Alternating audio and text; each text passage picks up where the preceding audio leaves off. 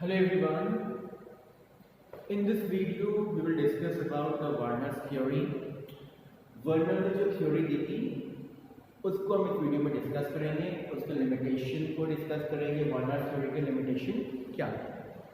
तो वर्नर ने एक थ्योरी दी थी जो कि बेस थी, वर्नर ने दिया था हमें इस थ्योरी को, किसके ऊपर बेस थी? For the nature of bonding, nature of bonding इसमें in coordination compound, nature of bonding in coordination compound. तो इसके ऊपर बेस्ड वर्नर ने एक थ्योरी दी जिसको हम कहते हैं वर्नर थ्योरी। तो इसकी मेन पोस्टुलेट क्या थे और ये जो थ्योरी दी थी दैट वाज गिवन इन 1893 और इस थ्योरी का दिया था 1893 में। That mean valence bond theory से पहले ये थ्योरी आई थी।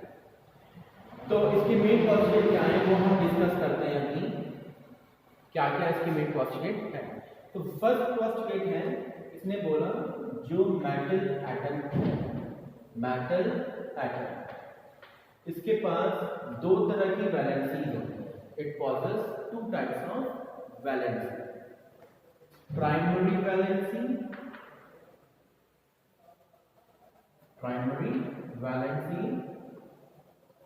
And secondary valency.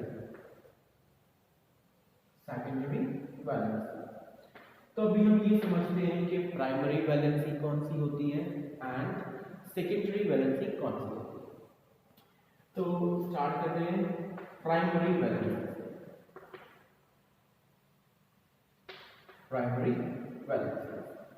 तो प्राइमरी वैलेंसी वो वाली वैलेंसी होती हैं जो मेटल एटम एग्जिस्ट करता है या एग्जिबिट करता है in the formation of salt. तो प्राइमरी वैलेंसी कौन सी है? दोज वैलेंसी which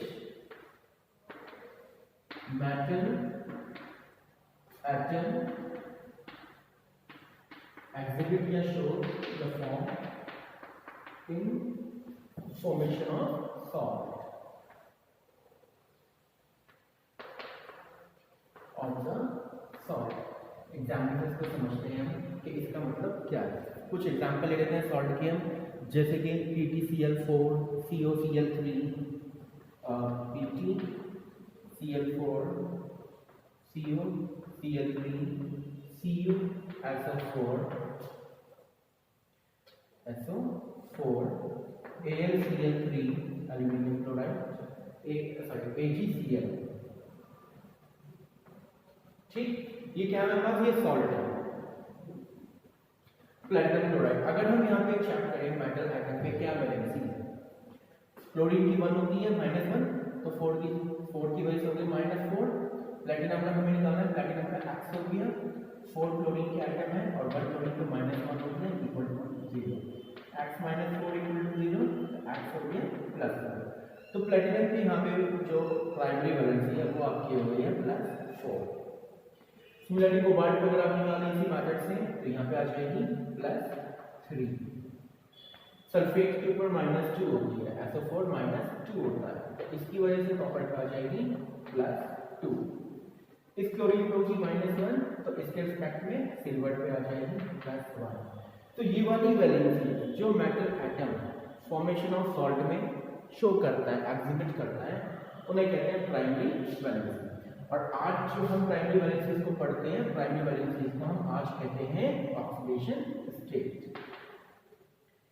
जो प्राइमरी वैलेंसी हम इनको आज किस नाम से जानते हैं? ऑक्सीडेशन स्टेट के नाम से जानते हैं।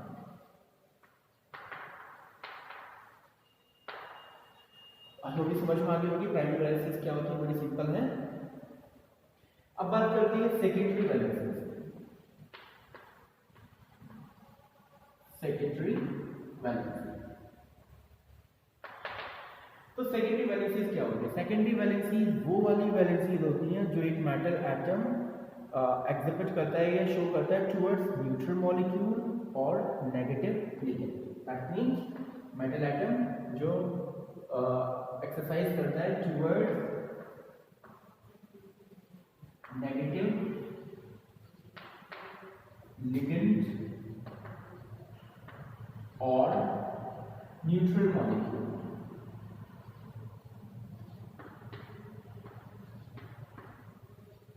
इसका मतलब क्या है? जैसे एग्जाम्पल लेते हैं हम, अभी हमने कोऑर्डिनेशन कंपाउंड की फॉर्मेशन पढ़ी थी, नेमिंग पढ़ी थी, तो उसी में से कुछ एग्जाम्पल ले लेते हैं। जैसे PT NH3O6Cl, ठीक। इसी तरह CONH3O6Cl3,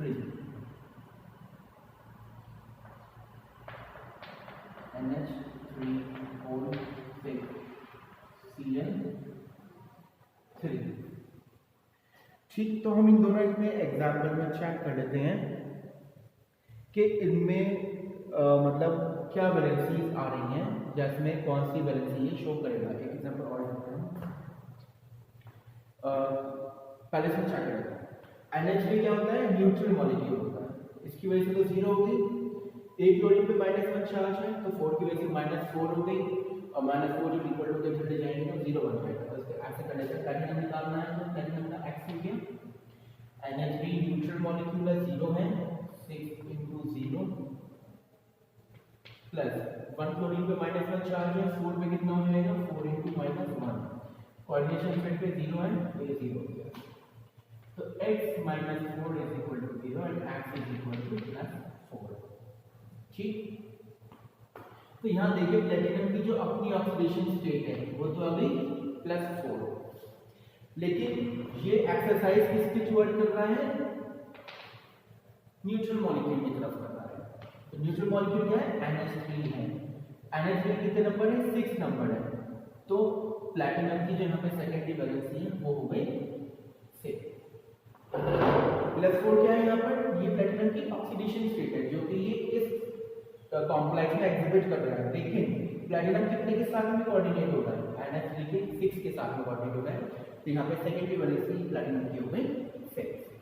कोबाल्ट की बात करें, इसमें तो 0 ही है, इस मैट्रिक्स से निकाल के देखिएगा, क्लोरीन पे -3 है, इससे तो कोबाल्ट पे +3 ऑक्सीडेशन स्टेट आ जाएगी।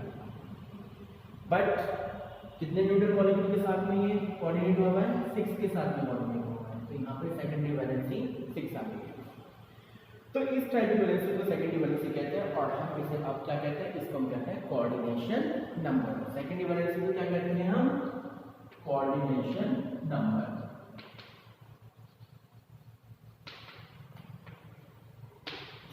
तो ये फर्स्ट पॉइंट था वार्नर थ्योरी का। आगे चलते हैं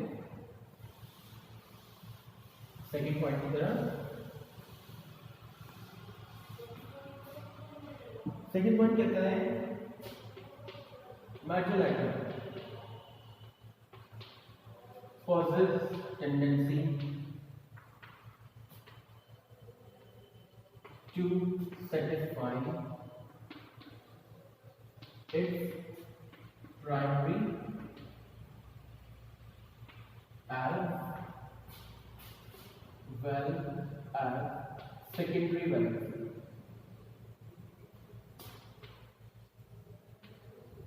वो कह रहे हैं कि मेटल आइटम की टेंडेंसी है कि वो अपनी प्राइमरी वैलेंसी को भी सेटिस्फाइड कर सकता है एंड सेकेंडरी वैलेंसी को भी सेटिस्फाई कर सकता है।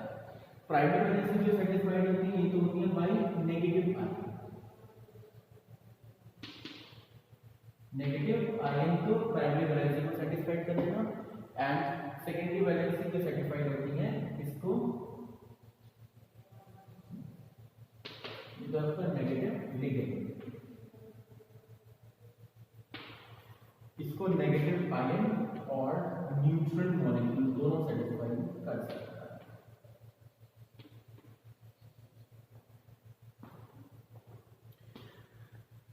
नेक्स्ट है इसके पास में the ligand satisfying secondary valency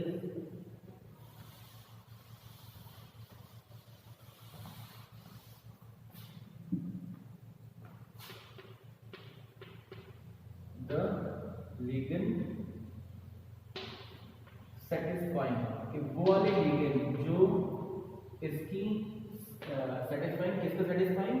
secondary valency.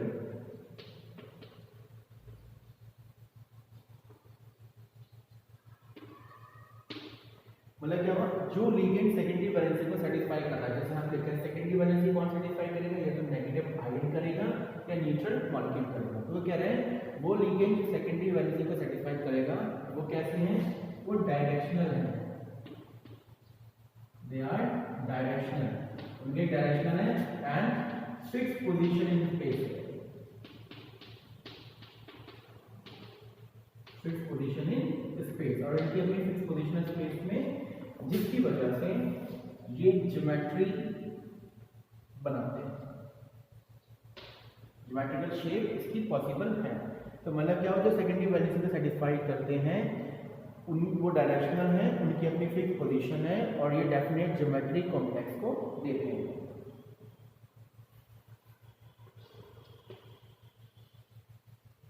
क्या कहते हैं, they give definite geometry to the complex, और इसी वजह से कॉम्प्लेक्स की शेप जो भी इसकी ज्योमेट्री पॉसिबल है, बट जो primary valency they are non directional, इनकी कोई डायरेक्शन नहीं है।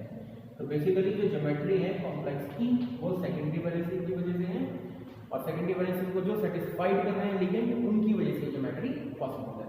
तो ये पोस्टुलेट थे वार्नर्स थ्योरी के, ठीक, मगर इसके बाद में भी कुछ ड्रॉबैक्स है वार्नर थ्योरी के, जिसको हम कहते हैं कि लिमिटेशन, ताकि ये थ्योरी लिमिटेड रही, इसने बहुत सारी प्रॉपर्टीज को एक्सप्लेन किया, लेकिन कुछ प्रॉपर्टीज को ये एक्सप्लेन नहीं कर पाया कि कॉम्प्लेक्स आयन की ये वाली प्रॉपर्टी क्यों है। जैसे अगर बात करें हम लिमिटेशन कहाँ इसकी थी, तो लिमिटेशन थी, पहली लिमिटेशन तो रही इसकी लिमिटेशन कि y all elements do not form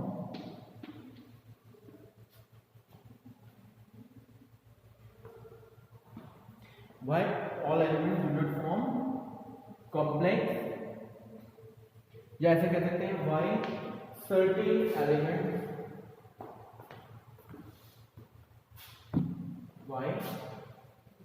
certain elements form complex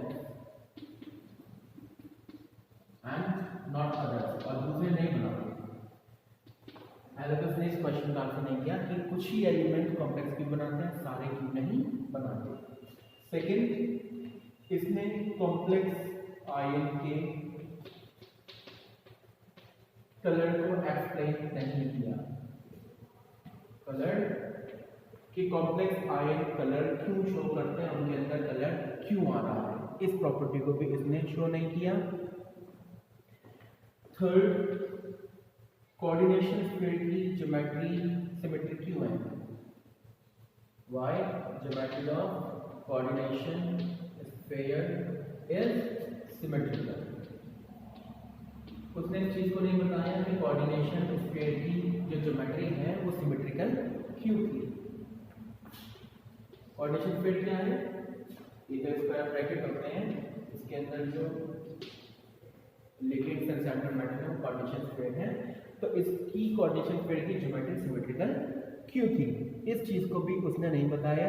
and और भी बहुत सारी प्रॉपर्टी है, जैसे कि why do these element possess definite magnetic and optical properties, these element means ये जो डी ब्लॉक एलिमेंट्स हैं, elements possess definite magnetic and optical properties।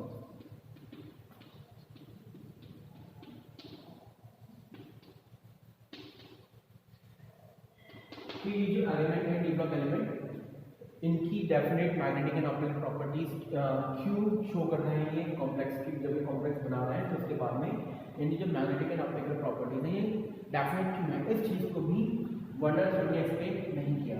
तो इन सब क्वेश्चन को आंसर करने के लिए बहुत अटेम्प्ट किए गए एंड कुछ थ्योरी आई जिन्होंने इन क्वेश्चन का आंसर किया, जैसे कि VPT वैलेंस बॉन्ड थ्योरी आई थी, CFT crystal field splitting theory, इसके बाद आई LFT ligand field theory, MOT molecular orbital theory. तो इन थ्योरीज में आके इन क्वेश्चन का धीरे धीरे एक्सटेंशन हुआ और इन क्वेश्चंस के आंसर में मिलने शुरू हो गए। वीपीटी मैंने आपको इससे पहले वीडियो बता दी थी, बट वनर्स थ्योरी से पहले आई थी जो कि स्किप हो गया था। तो वनर्स थ्योरी 1893 में आई एंड वीपीटी थ्योरी 1921 में आई थी। तो this was the Werner's theory and the limitation of the Werner theory. I hope ये समझ में आ गया होगा आपको। कहीं कोई डाउट है वीडियो को दोबारा से प्ले करिए, जो भी डाउट आपको क्लियर आउट हो जाएगा।